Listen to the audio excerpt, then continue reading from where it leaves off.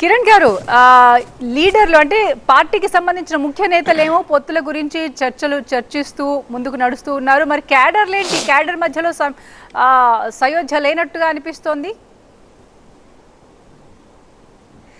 ఎవరు చెప్పారు మేడం? అవంతా ఏం లేదు మేడం. అంతా వైసీపీ పుకారు చేస్తుంది. బ్రహ్మాండంగా ఉంది మా పార్టీ. జనసేన టీడీపీ కలిసి పనిచేయబోతున్నాం. రెండు పార్టీలు రేపు గవర్నమెంట్ ఫామ్ చేయబోతున్నాం. అలాగే బీజేపీ కూడా మాతో కలిసి రాబోతోంది. ఇది వాస్తవం. అంతే, కేవలం సోషల్ మీడియాలో వైసీపీ పేటీఎం బ్యాచ్ అవి ప్రచారం చేస్తాం తప్ప మేమైతే ఒకటే టార్గెట్లో ఉన్నాం.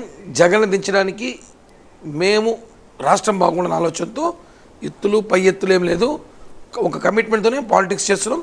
ఖచ్చితంగా 2024 అంటే ఇంకా 2 నెలలతో వచ్చే ఎలక్షన్లో మేము గవర్నమెంట్ ఫామ్ చేయబోతున్నాం మేడం. రైట్. 3 ముక్కల్లో చెప్పారు కానీ అంత క్లారిటీ కనిపించట్లేదు ఆన్ గ్రౌండ్. ఎందుకంటే ఒక పార్టీ, ఒక పొలిటికల్ పార్టీ లక్ష్యం ఏముంటుందంటే అధికారం కానీ లేకపోతే ప్రజా ప్రయోజనార్థం అంటారు కదా. ఇక్కడ జనసేన క్లియర్గా చెప్తుంది, మీ నాయకుడు కూడా ఏ ప్రచారంలో కానీ అదే మాట వాడుతున్నారు, వైసీపీని దించాలి అనేసి. మేడం ఒకటండి, ఇక్కడ రాష్ట్ర ప్రయోజనం కోసం ఇప్పుడున్న పరిస్థితుల్లో ఈరోజు ఈ రాష్ట్రంలో వైసీపీ పరిపాలన ఎలా ఉందో ప్రతి ఒక్కరు తెలుసు. మన రాష్ట్రం చెప్పడం కదా, పక్క రాష్ట్రాలు మారుతున్నాయి. అలాంటి పరిస్థితుల్లో మేము ఎలా అయితే జనసేన టీడీపీ కలిసిపోతాం అనేది గత 6 నెలల ముందు ఫిక్స్ అయింది. దానికి ముందు 2 ఏళ్ల ముందే చెప్పాం మేము ఓటు చేయలేనివ్వం. ఎందుకంటే ఈ రాష్ట్రంలో గత 15 సంవత్సరాల రాజకీయాలు చూస్తాం. ఎప్పుడు జనసేన కానీ తెలుగుదేశం పార్టీగా మేము సపరేట్గా పోటీ చేయడం ద్వారా ఏమవుతుందంటే ఎలక్షన్లో ఏదైతే అధికార పార్టీ రాజశేఖర రెడ్డి కానివ్వండి, గతంలో ఈరోజు వైఎస్ఆర్ జగన్మోహన్ కానివ్వండి, అప్పుడున్న కాంగ్రెస్ కానివ్వండి, వీళ్ళు అధికారం వస్తున్నారు, ఈజీగా వచ్చేస్తున్నారు. గతంలో కూడా మేము 45 నుంచి 50 స్థానాలు ఓడిపోవడానికి కారణం కూడా టీడీపీ మేమే.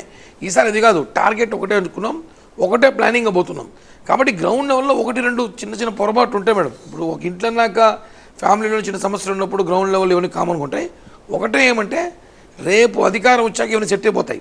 అధికారం వచ్చే వరకు కొన్ని ఉంటాయి, ఇబ్బందులు ఉంటాయి. కొన్ని సీట్లు వాళ్ళని అండర్ వర్క్ మేమని వాళ్ళని ఉంటారు. కానీ ఇవన్నీ సెట్ చేయడానికి ఒక కమిటీ వేస్తున్నారు చంద్రబాబు గారు, కళ్యాణ్ గారు. త్వరలో 4-5 రోజుల్లో ఈ కమిటీ కూడా రాబోతోంది, ప్రతి జిల్లా తిరగబోతోంది. అన్నీ సెటిల్ చేసుకుని అందరూ ఒకే వ్యూహంతో పనిచేయబోతున్నాం మేడం. రైట్. మహేష్ ఉన్నారు మీతో మాట్లాడడానికి కాలిఫోర్నియా నుంచి. మహేష్ గారు నమస్తే కిరణ్ రాయల్ గారు. ఒక 2 క్వశ్చన్స్ అండి. ముఖ్యంగా ఈ వాలంటీర్ వ్యవస్థతోని కొంత దొంగ ఓట్లను క్రియేట్ చేశారు వైసీపీ పార్టీ వాళ్ళు. ముఖ్యంగా మీరు ఈ దొంగ ఓట్లను ఎలిమినేట్ చేయడానికి, లేకపోతే ఈ వాలంటీర్ వ్యవస్థ ప్రతి 50కి అసలు వాళ్ళు వైసీపీ పార్టీకి ఓటు వేస్తారా, లేకపోతే జనసేన టీడీపీ కాంబినేషన్కి ఓటు వేస్తారా అన్నటువంటి ఒక పూర్తి మానిటరింగ్ లో ఉంటారండి. అసలు అది లోకల్ గా గ్రౌండ్ లెవెల్లో జరిగేది అది. కాబట్టి అది మీరు ఎలా ఫేస్ చేస్తారు? అది చాలా పకడ్బందీగా, చాలా కఠినంగా వ్యవహరించాల్సి ఉంటుంది. కాబట్టి ప్రతి 50 ఇళ్లకి ఉన్న వాలంటీర్ చేసే పనే అది. కాబట్టి మీరు ఈ దొంగ ఓట్ల ఎలిమినేషన్ ఒకటి, తర్వాత ఈ వాలంటీర్లు చేసే ఈ వేషాలు, ఈ నాటకాలన్నీ ఎలా ఫేస్ చేస్తారు? First point. సెకండ్ క్వశ్చన్ వచ్చేసి, ముఖ్యంగా ఇప్పుడు ఈ 2-3 మంత్స్ పవన్ కళ్యాణ్ గారు ప్రజల్లోనే ఉండాలండి. ఎందుకంటే ఈ పార్టీకే ఆయన స్టార్ట్ చేయాల్సింది. అప్పుడు వారాహి చేశారు, చాలా మంచి రెస్పాన్స్ ఉంది. కానీ మధ్యలో కాస్త బ్రేక్ వచ్చింది. మేబీ ఈ పార్టీ వ్యవహారాలు చూసుకుంటున్నారు. కానీ ఇప్పటి నుంచి ఎన్నికలు రేపు అనేంత వరకు he has to be in the public. బాగా మీరు ఇంకా బాగా చేయాల్సి ఉంటుంది. ఎందుకంటే ఈసారి వచ్చే ఎన్నికలు అంత ఈజీగా ఉండవు. కాబట్టి ఈ పవన్ కళ్యాణ్ గారి షెడ్యూల్ ఎలా ఉండబోతుంది? థర్డ్ ఏంటంటే, ముఖ్యంగా అండి మీరు ఈ కొంతవరకు మిమ్మల్ని అసలు ముఖ్యమంత్రి అభ్యర్థి ఎవరు అని చెప్పేసి కొంతమంది మీడియా సంస్థలు బాగా మిమ్మల్ని ఇబ్బంది పెడుతూ ఉంటారు. ఎందుకంటే మీ యొక్క పొత్తు చెడగొట్టడానికి అమ్ముడుపోయిన మీడియా సంస్థలు కొన్ని కుక్కలు ఉన్నాయి. కాబట్టి వాళ్ళ నుంచి మీరు చాలా జాగ్రత్తగా ఉండాలి. ఎందుకంటే మీరు ముఖ్యమంత్రి అభ్యర్థి కాకపోతే ఎలా, లేకపోతే ఏదో మీకు ముష్టి వేశారా సీట్లు అని ఈ ప్రచారం మొదలు పెడతారు కొన్ని మీడియా సంస్థలు.